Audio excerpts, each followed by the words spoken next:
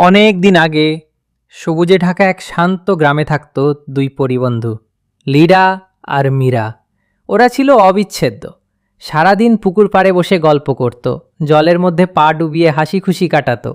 পাখির কিচিরমিচির আর জলতরঙ্গের সুরে তাদের বন্ধুত্ব ছিল আরও মজবুত। কিন্তু একদিন সব পাল্টে গেল। মীরা ঘোড়ার গাড়িতে করে দূরের শহরে চলে যায়। লীরা পুকুর পাড়ে একা হয়ে গেল। একা একা বসে থাকা আর ভালো লাগছিল না।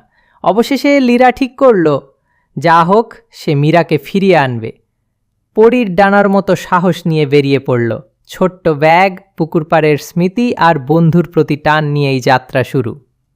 রাস্তার পথে এক অদ্ভুত ঘটনা ঘটল। একটি ছেলে রাজ একটি কালো ঘোড়া নিয়ে যাচ্ছিল। হঠাৎ তার চোখ পড়ল লীরার ওপর।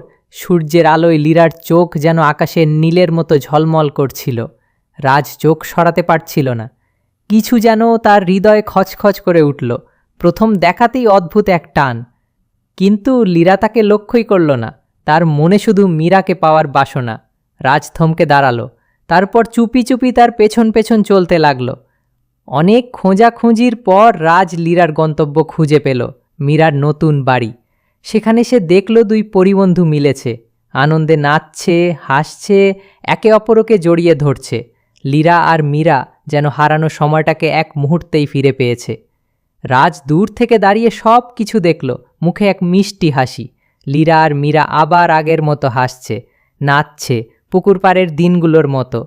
রাজ জানত এই মুহূর্তটা লীরার, আর সে শুধুই একজন নীরব দর্শক। কিন্তু তার হৃদয়ে অদ্ভুত এক আশার আলো জ্বলল। হয়তো কোনো একদিন লীরা তার চোখে তাকাবে, আর সেই